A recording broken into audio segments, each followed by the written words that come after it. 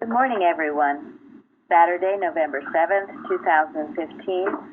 Welcome this morning to our Bible study. And Mike today is our moderator. Go ahead, Mike. Thank you very much. First, the topic is Thou art bidden. And I'd like to read from Science and Health with Key to the Scriptures by Mary Baker Eddy. The harmony and immortality of man are intact. We should look away from the opposite supposition that man is created materially and turn our gaze to the spiritual record of creation, that which should be engraved on the understanding and heart with the point of a diamond and the pen of an angel. And the selected readings were from Luke 14:7 through 35. And first question is, what is the meaning of wedding?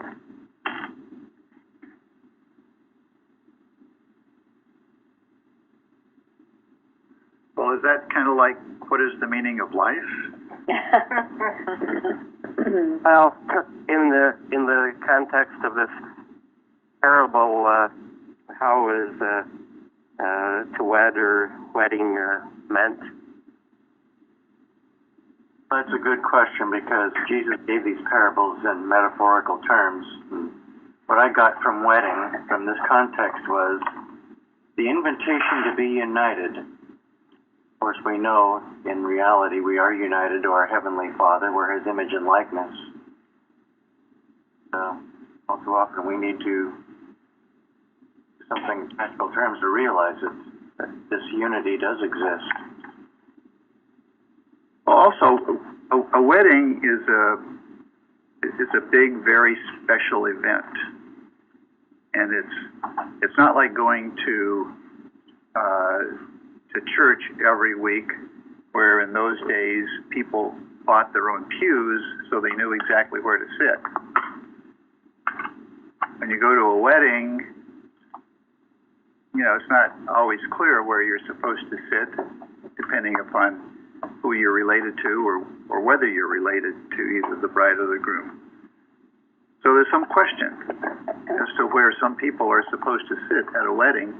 Nevertheless, it's a big special event. It's an important event. And it's a divinely sanctified event. In the Webster's Dictionary, to wed is to unite closely in affection, to attach firmly.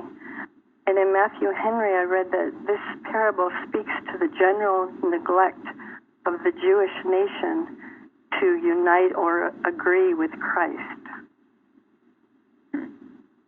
That's very nice. Yeah. I'll read a few things what Mrs. Eddy says in a message, page 153 of Miscellany. She says, Christian Science healing is the Spirit and the bride, the Word and the wedding of this Word to all human thought and action that says, come, and I will give thee rest, peace, health, holiness. And then also in Miscellaneous Writings 151, glorious things are spoken of you in His Word. Ye are a chosen people whose God is what? Even all. May mercy and truth go before you. May the lamp of your life continually be full of oil, and you be wedded to the spiritual idea Christ. Then you will heal and teach and preach on the ascending scale of everlasting life and love. She says quite a bit if you look through on wedding, wed. Of course, the fidelity, her article on fidelity about the 10 foolish virgins has something to do about that, bride and bridegroom, and being alert, having your oil full, replenished. Anyway, it's interesting what she says, and we should be aware of it. The real wedding is with the Word of God, the wed in that respect. But in this parable, it goes back to what Gary said. nuptial It also strikes me that at times Christ was called the bridegroom. Yes. And you know, Mrs. Eddy's definitions in the glossary, if you don't know those two of bride and bridegroom, they're important to know and think about. I know at one time, quite some time ago, I was given that if you ever, you know, feel you need companionship, or if you have maybe a son or daughter who you think are getting involved with someone maybe they shouldn't be, work with those definitions of bride and bridegroom in the glossary. I've seen it. I've seen it in my own life bring wonderful results.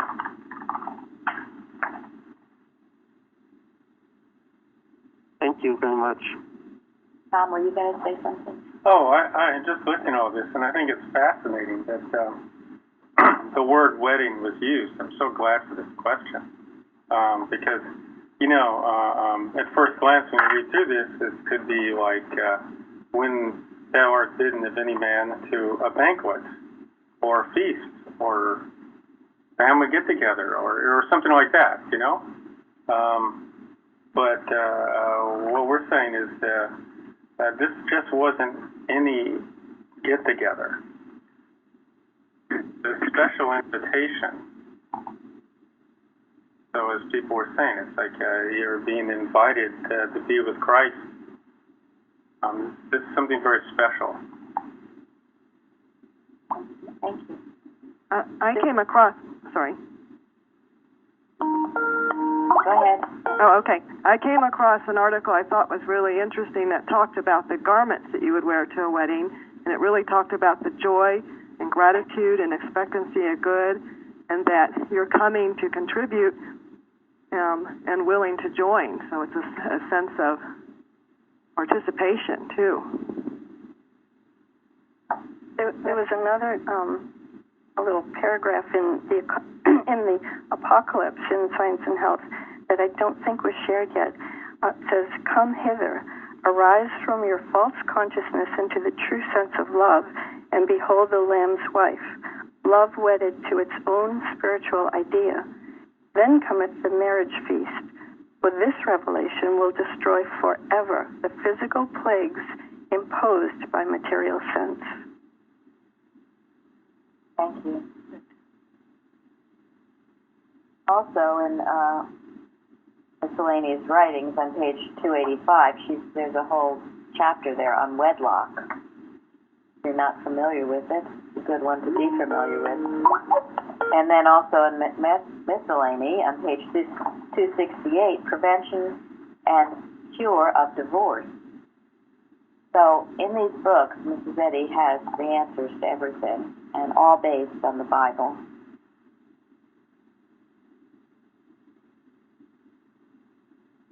Are there any other comments on wedding?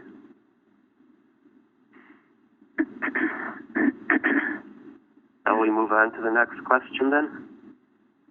Sure. I just, one second, I just feel that for me, you know, to continually remind myself of this weddedness to the Christ is what reminds me of that unity with God, never separated from Him, as has been mentioned. Thank you. Thank you. Yeah, and it's throughout the New Testament, isn't it? The writings of Paul and others talk about the importance of, you know, marrying the Christ, or being wedded to the Christ. Yeah.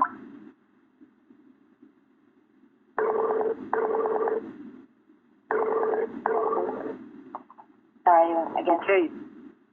I'm sorry. Go ahead. Well, Zari and Uta keep getting disconnected. The noise.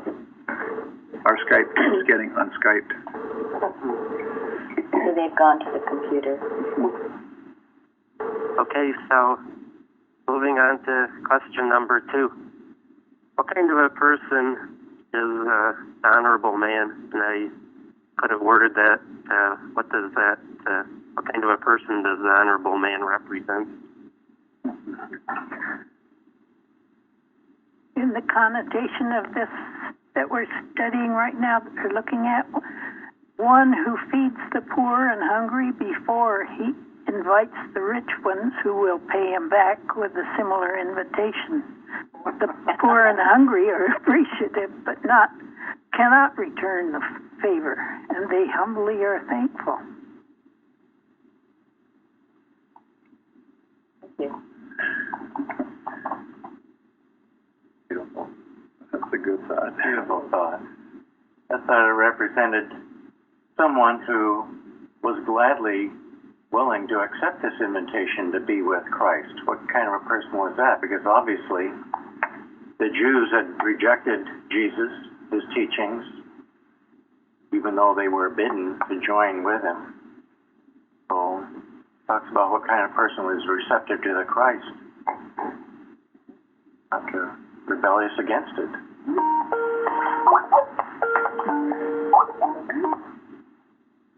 Well, it's interesting because, he is speaking here to the Pharisees. This parable is shared when he's in the home of one of the Pharisees for a meal.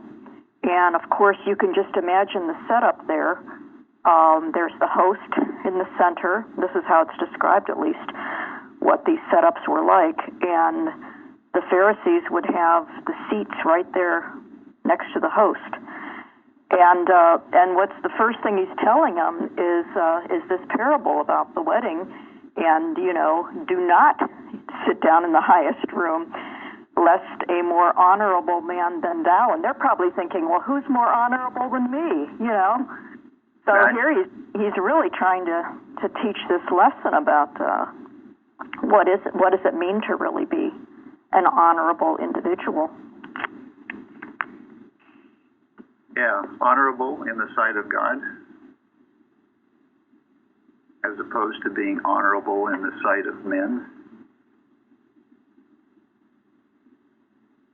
And if the Pharisees are thinking in terms of being honorable in the sight of men, there's always going to be somebody, quote, higher ranking or what have you than you are. And so this is a really good lesson for them. In the case of a wedding, a closer relative, perhaps. Well, in the case of this parable of the wedding, it's the bride's father who sponsors the wedding, right? And the spiritual interpretation of that is who is the bride's father? Who determines who is honorable?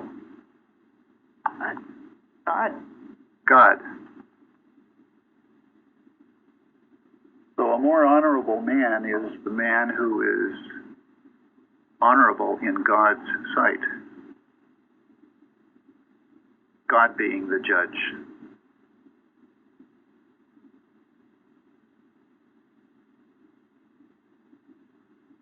Because if we judge ourselves honorably in our own sight, well, that's pretty bad self-deception, isn't it? That's kind of the theme of this lesson. Yeah. That's called specific. Well, this is what he says to someone like that. And he says, he that bade thee and him come and say to thee, give this man place, and thou begin with shame to take the lowest room. Which, he explains down in verse 11, whosoever exalteth himself shall be abased.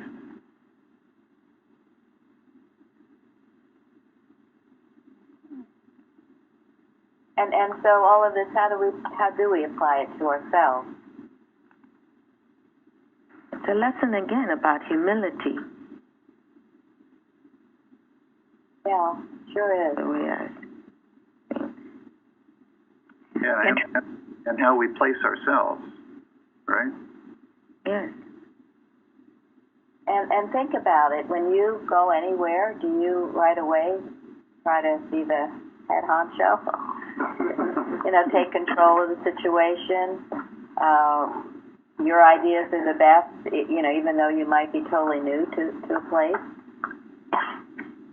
It's always being sensitive to those around you. It is. That's exactly right. You should enter any situation with some degree of humility. Just get a feel of what's going on before you decide that you're the one everyone has to listen to. I mean, I've seen this happen, and what usually happens to those people is what? They're brought down. All right, they are. They end up getting humiliated. Yeah, they blow themselves away. Yeah. And they usually offend the people around them, and lose any type of respect quickly and easily. Sometimes if it's a boss or a manager who even comes into a new situation, they're the new ones, but they're the boss, and if they come in with this righteous attitude, it doesn't usually go well. Great example. Yeah. You're not tuning By the way, in needs. However, if he comes in with the attitude that we're all equals and we all are obedient to God's direction, that really sets the tone for progress, doesn't it? And unity, yes. Yeah, and unity. Yeah, you come in as a servant. One of the chief characteristics of Jesus was he was a servant. One of the chief characteristics of any good leader, that he or she is a servant. Oh, there's more to know that you don't know all of it. I don't know, the word fustian comes back again, Jeremy's word. It's a bombastic, that bombastic, so-and-so gets in there and thinks he's it, I'm so glad you think of me when you think of that word.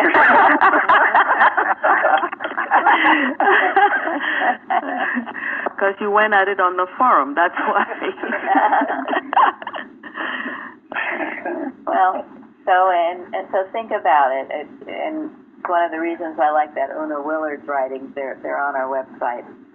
But, she talks about when you come to any situation, you give out an odor. Is it one of humility and sweetness and joy, cooperation, or are you stinky because you're full of self and pride and self-righteousness? People will feel it. We're all mental. And I thought that was great. What Dede says is so true. You get a new boss, and they come in with an arrogant attitude, like they know it all, and they don't listen to the people that have been there for years.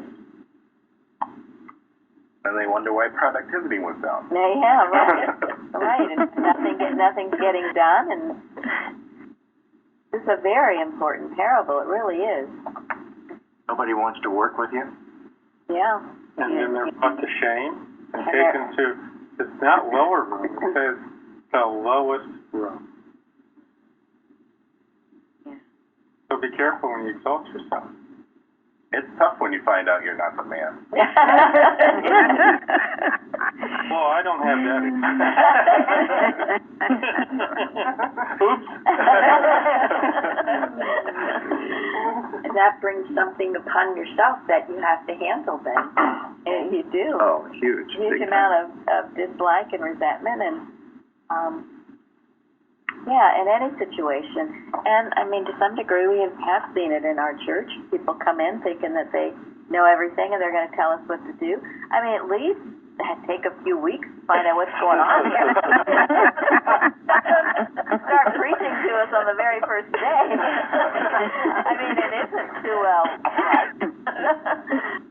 And it's a quality that Jesus mentions again and again. I mean, he talks about the Pharisees so often, how they like to take, the finest robes and have the greetings in the marketplace, that they have to, be the highest in every situation. Yeah, thank you. So they are judging honor as being, with the material sense of things. I have this, I have that, so I'm honorable. Yeah. And Jesus set the example by washing the disciples' feet. Yes. Mm. How do you think a person can be that way? I mean, you know, to most people with any sense of humility at all, it's bombastic is the word. I'm just curious as to. You can get in a certain mindset. Also, you can be with a group of people like the Pharisees. Oh yeah, and you're all better than other people. You know, you're more important. I think people get that way when they accomplish a lot of humanly acceptable things, like if they have way too much education, or if they are humanly, you know, competitive and win at things, whether it's sports or business or, you know, or whatever, or in society, or if they get elected, you know, to positions in the DAR or the, you know, the local Kiwanis Club or, you know, that sort of thing. They get exalted in a human way. It's easy for some people to think that they're hot stuff. But they're better than other people somehow. They're in a better group. Exactly. That's also, I'm sorry. Well, to me, it shows a huge insecurity, doesn't it? Yeah. That was what I was going to say. I've seen the most insecure people feel this sense of drive. They got to be the one doing all the talking and everything. Take control of the situation, and underneath is an underlying insecurity. They don't know who they are, so they're going to tell you who they are, and you will be impressed by them. This doesn't work, does it? Kind of backfires. But it shows the danger of being too involved in human organizations, getting all wrapped up in human organizations. I mean, Jesus, you know, along the way, he was tempted, right? There were probably a lot of people who thought he should be king, right? I mean, that was the rumor going around. And yet, he wanted nothing to do with it. He wanted nothing to do with anything human. And he made a very important, strong point to his disciples. So like whosoever he be of you that forsaketh not all that he has, he cannot be my disciple. Yes. Yep. Me, in the lesson, it's like the serpent that whispers, and you do little things that are controlling others, but really the dragon ends up being tyranny that was trying to control all. Yeah, you know, the lesson says the Adam, I forget how it puts it, but it starts out mildly. That's just what you were saying. It seems kind of mild. A little controlling here, a little controlling there. Then it becomes the tyranny. Oh, that's interesting, because the serpent spoke subtly. Yes. Yeah, if it came with a big trumpet blast, you would know it was there. The tree is to be desired. Is that you, Mike? And then, well, yes, my guess reversal of that question is then how does a good entity like Plainfield go forth to reverse that? Because somebody has to say something at some point. Well, you stand up to it. You say no. And you know that it is God that is governing.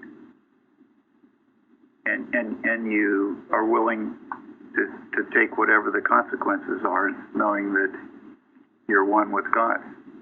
Are you asking how does someone in Plainfield stand up to someone who's bombastic? No. What I meant was the reversal of the idea that, like the person who comes in and says it's my way or the highway as a new manager, and then you stand up to them, but rather, how does that new person come in seeing that things aren't quite right, like Plainfield comes into a nearby Christian Science church, for example, sees things aren't quite right. So without offending anybody, but something could or should be said, try to get them back on the right track. I would suggest people come to church, these other churches, and tell them this. Well, I think something has been said with the example that's being lived here. So,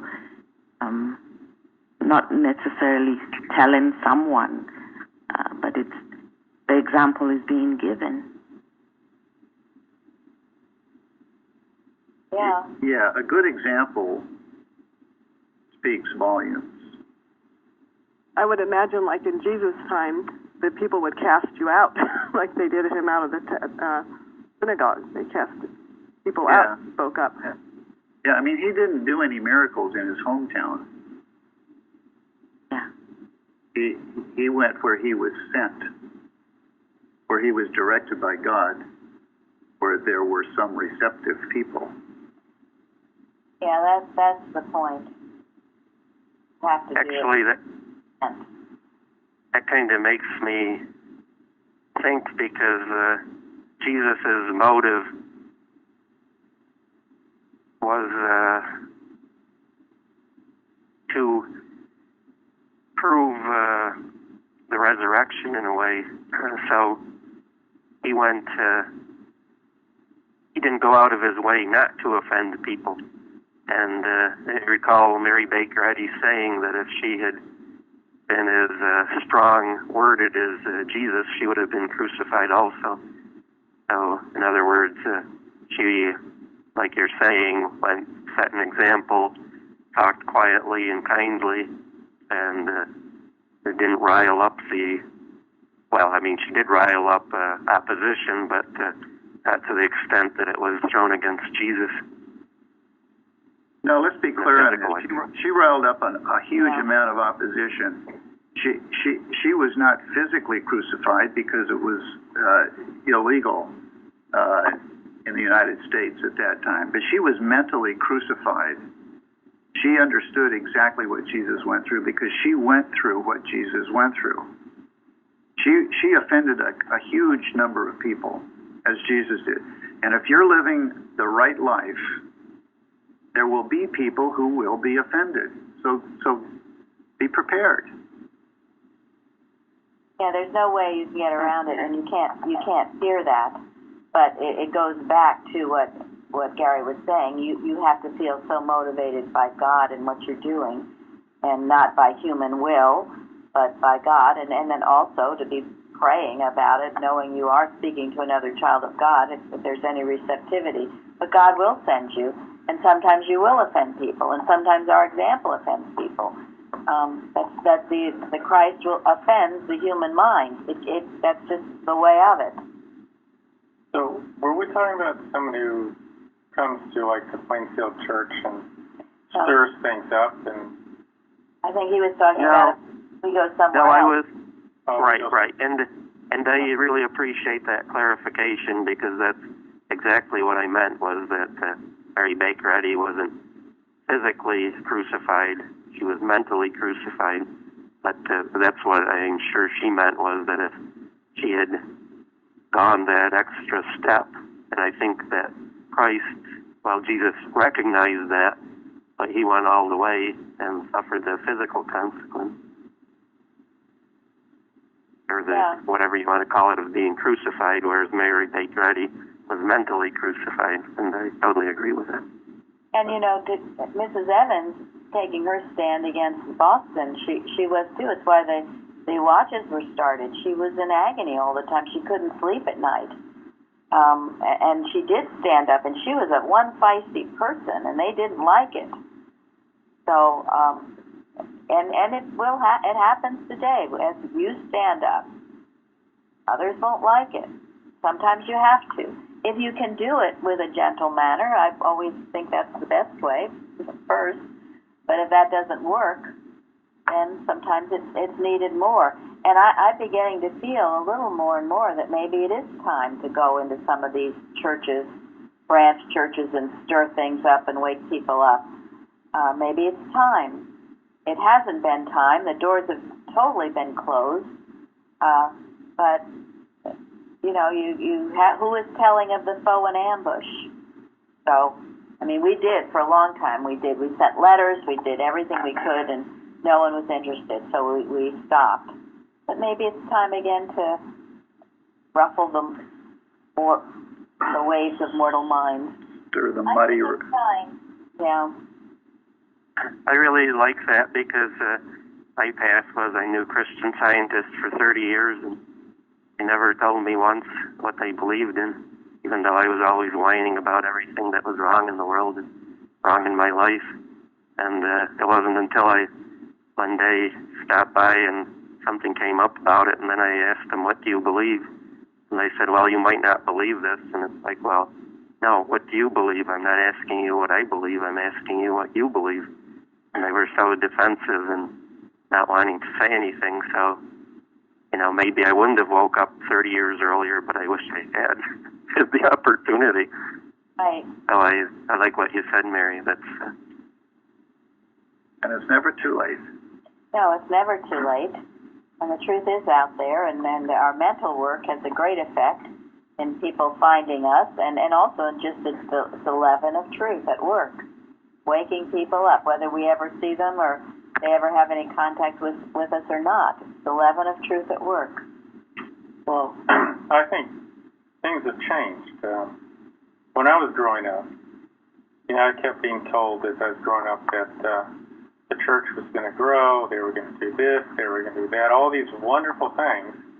And then my observation was, I don't really see it. So there was kind of a disconnect. But, you know, these days, that disconnect doesn't exist anymore. I think everybody in the Boston church knows that it's failing. They can't help it. So many churches have closed. And the churches are so empty. I mean, there's not this disconnect anymore. I don't think Christian Science kids growing up today are being told that, oh, the church is going to grow and there are going to be branch churches all over the world. I don't think they say that anymore. They do say that. That's the unfortunate They story. still do? They do. okay. Well, actually, what they say now is that numbers don't matter.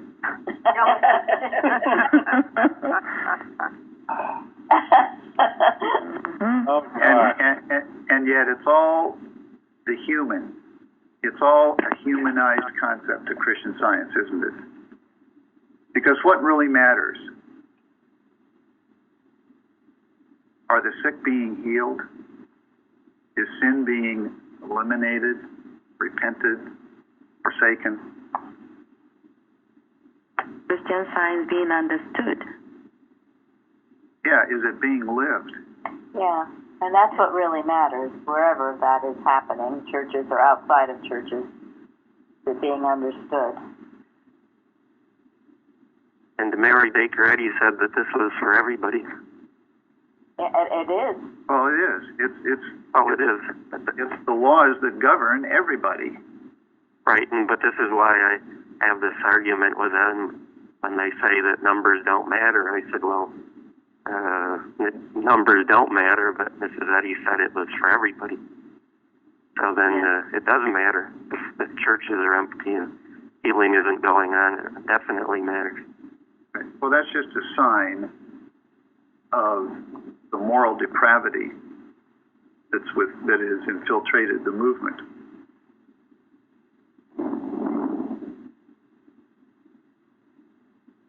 That's why that's the truth. That's why what we're doing is so important. There is a light in the world. We can't hide it under a bushel. Nor can we worry about offending people if you're just stating the truth or telling of the foe in ambush. And there is a way that's obnoxious that offends people, but this is something different. So some people are going to be offended no matter what you do. Well, that's absolutely true. Right. So you wipe the dust off your feet and move on. I gotta think, because Mike thinks or knows that if he was told 30 years earlier the truth, it would make a difference. There's people in these branch churches that feel the same way, and will be very receptive to hearing it. Yeah, you never know where you're going to find a receptive heart. I should not have been receptive. I know that. Well, I feel for me too. If I'm receptive, then there's a lot of people out there that would be. And Jeremy wasn't in the church. Oh, Actually, if there was somebody with less likelihood, it would have been me. Yeah. So there's hope for all of us, right? Exactly. That's what I keep telling people, is that I was a double card carrying atheist. You know, look at me now. Now I'm telling you about God. Well, that's wonderful. Well, that's a good story, Mike. That's good. Yeah. But actually, one of the warnings, anybody who hasn't learned in this and hasn't experienced it, I did experience the mental opposition, because when I received the bound volumes from my church, I didn't want the new ones, so I offered them to a little branch church, and they wanted a couple of them, so I took them down on a Wednesday evening. I left home, everything was harmonious and beautiful, and much to my shock and horror, the whole reading on Wednesday night was done out of the Message, and I just didn't know what to do. And then when a practitioner got up and praised the thing, finally I stood up and did it in the context of that this was offensive to the founder of the church, Mary Baker Eddy. If it had been something offensive to me, I would have let it go, but I mean, I just could not sit there and let this be done and not say anything. And fascinating thing was that when I got home, it was like a bomb had dropped on the house. Everything was in chaos, and I had to call up a practitioner to bail me out, because I didn't know how to handle the animal magnetism or malpractice or whatever that came with that. Well, and that's the other thing, is you're not taught how to. Here you're taught to. When you're taught, whatever comes upon you, you can handle, because you line upon line, precept upon precept. Is Elizabeth here? Elizabeth, did you want to say anything? I know Elizabeth has talked to people in her former church. Yeah, I mean, I've talked a little bit, and I've found some receptivity. So it's just, and I don't push anything. I'm just there explaining some things. So, but I haven't, gone back to do anything.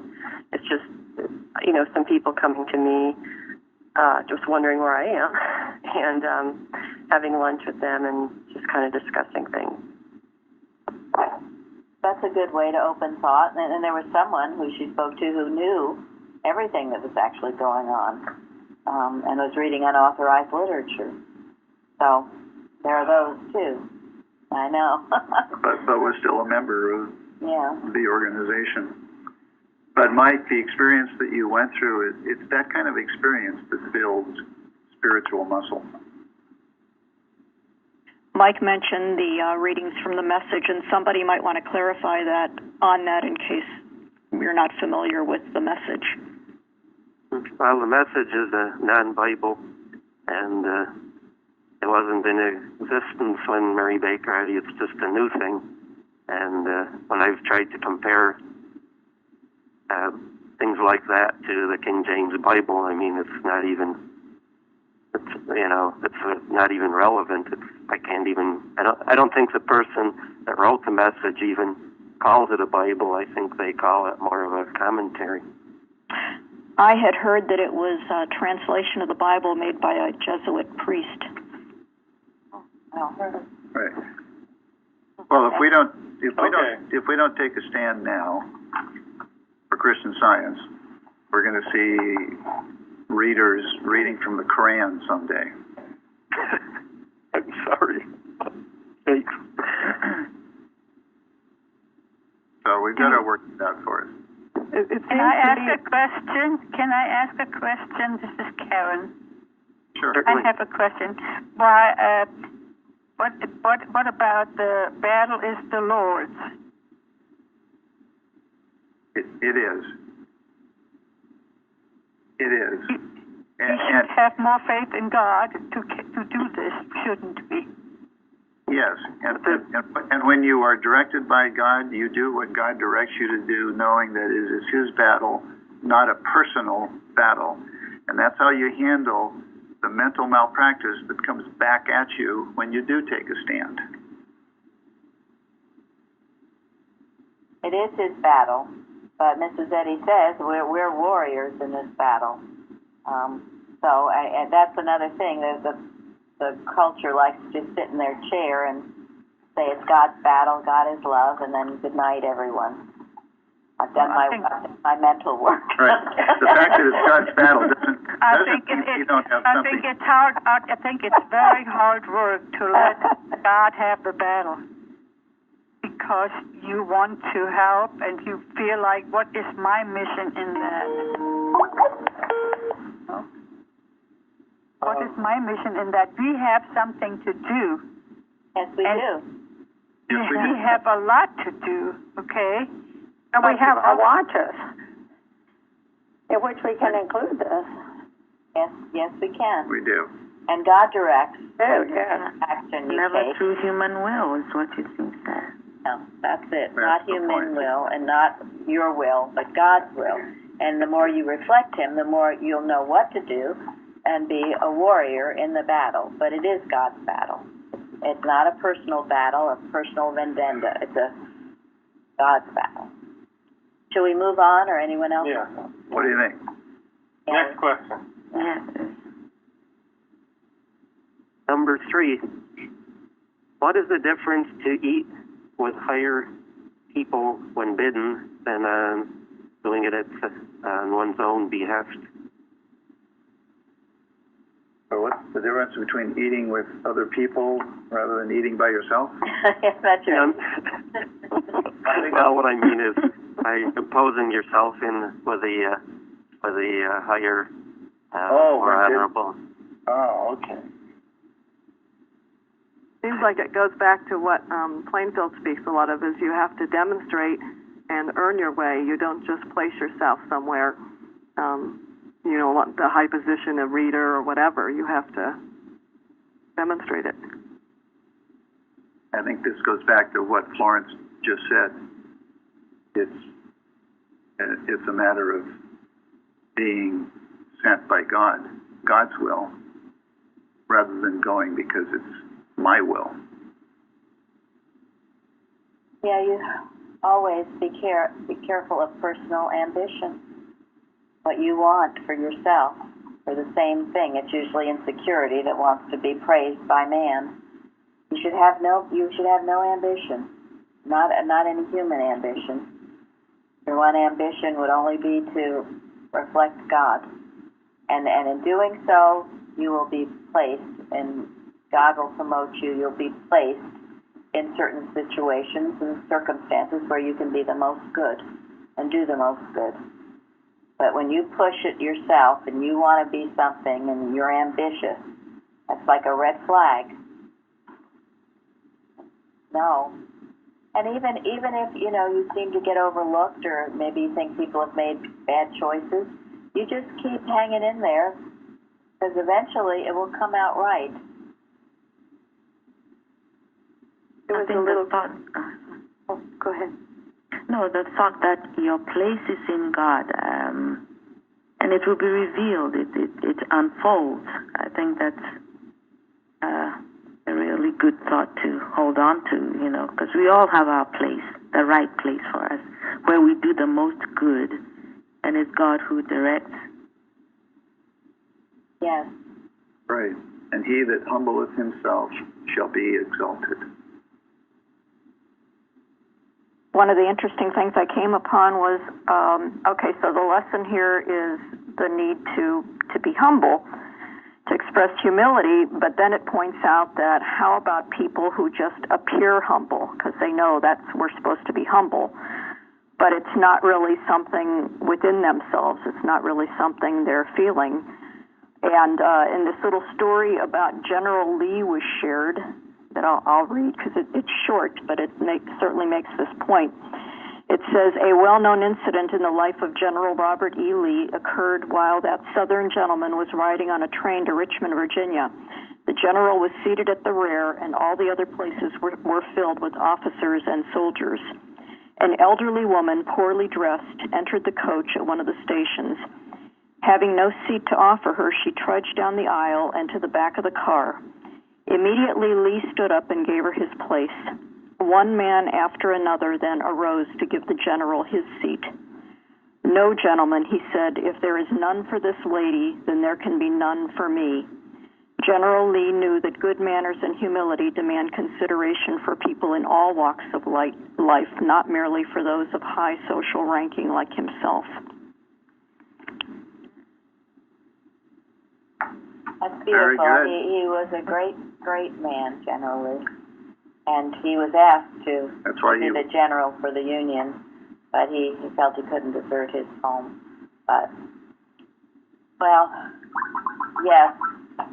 So that kind of takes us to question number 4, doesn't it? Actually, I want to ask one little sub-question on 3 was, does motive play a part? Because I have come to eat with Plainfield, so because they're higher up. So is that a bad thing because I want to commune with people that know more than I do? Well, part of humility is honesty, and if you recognize this to be good as a matter of conscience instead of any other personal considerations, then maybe you could say it's the lowest seat in the best context, if that makes sense. Well, thank you. It makes a lot of sense. Well, and also, it's all a matter of reflection. And just because you're new doesn't necessarily mean that you're the least when you're reflecting. And just because you've been here a long time doesn't mean you're so great if you're not reflecting. So we are all equal. I agree about the story of General Lee. And we all learn from each other. And we all should keep that stance of humility, and no one here thinking they've arrived or that they're better than anybody else, because that's human and it's rank error. And you've come to learn, you haven't come to preach. Yeah, well, that's wonderful. And I think that answers the other person's comment too, to a certain degree, that one knows then if somebody has humility by judging the actions, because coming in, I wouldn't have known that people here are humble. But now, from listening and participating, I definitely see the humility and the allowing, people like me to run a Bible lesson, so that's absolutely appreciated. Okay, I think humility is it sticks out, that story. Uriah Heep, who was in the Dickens book, he was just a fake. He wasn't humble. He was pretending to be humble.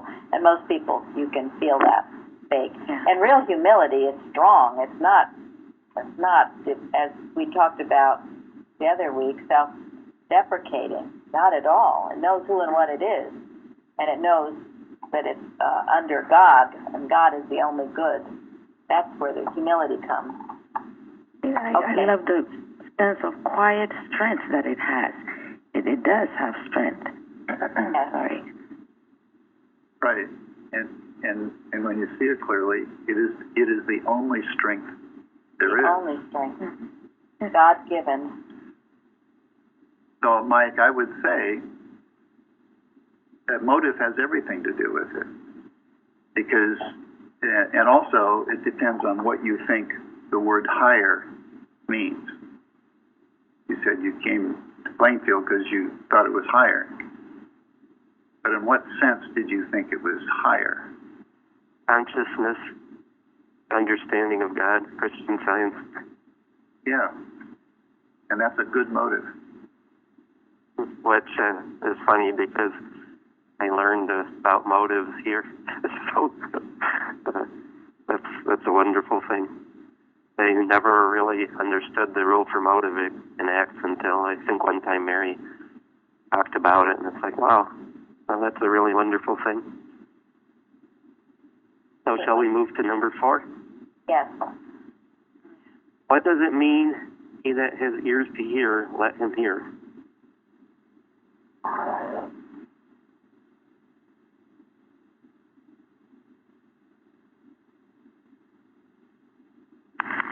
This reminded me a little bit about that story about the rich man and Lazarus, where Abraham's going, well, they have Moses and the prophets, let them listen to them.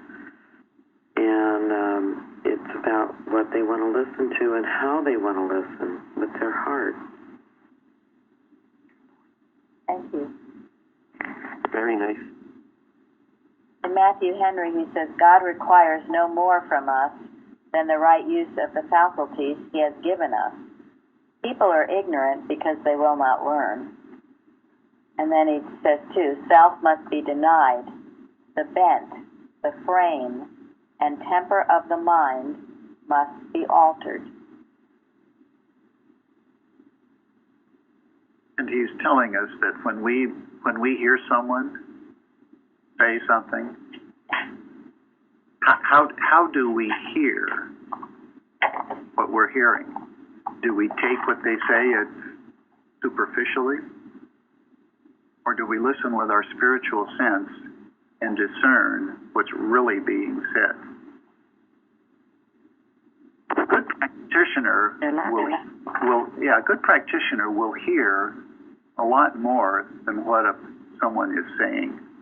Which practitioner will hear. Right? I mean, a lot of people will call a practitioner and they'll talk about one thing when in fact the real problem is something that they're afraid to talk about. And a good practitioner will discern that. And how will a practitioner discern that? Spiritual sense. Exactly. So we have to listen with our spiritual sense. When someone opens their mouth, when a politician opens their mouth and tells you a lie. Because that surely they do that. Surely the media. I know that hardly ever happens. Right. Do you have the spiritual sense to know that they're full of BS? Or if they're telling you the truth, to discern that as well. You know, Mrs. Eddy's definition of ears in the glossary is not organs of the so-called corporeal senses, but spiritual understanding. Jesus said, referring to spiritual perception, having ears, hear you not. So all our faculties, as we develop them in the spiritual sense of them, they're not based and limited on this material eyeball or material eardrum or whatever. They're spiritual, and as you develop your spiritual senses, all of your faculties will be quite keen. I thought it was interesting because one of the commentaries that spoke on this, he that hath ears to hear, let him hear, he turned it into the story of Adam and Eve, and the story of Eve. Because he said originally she had this great connection, this bond with a loving Father God, and listened to this loving Father God, and had a bond of confidence with him. Then what happened? He was beguiled. And the serpent came along. And where did the serpent come from?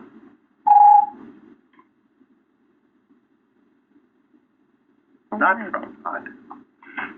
No, it was the liar, the deceiver, the opposite of God. And what did Eve was doing what? She was listening to it with her so-called ears. And then it said it gets her all confused. She starts arguing and talking with it. She succumbing to it. She loses her confidence and her trust in God, and she believes that God is a liar and doubts his goodness. Well, and there was that desire to elevate herself because it's going to make her wise. That's what the serpent's telling us. It's going to make you wise. That's right. Yeah. That's exactly how it talks. It flatters you. It offers you something you think you don't have, or something that you want, something that you think God isn't giving you, maybe. Or make her as God. Absolutely make her as God.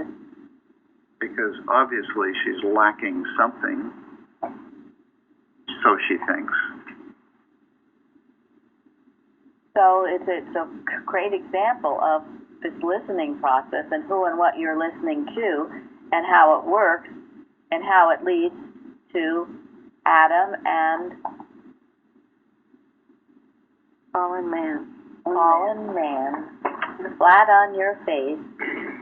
And it happens today.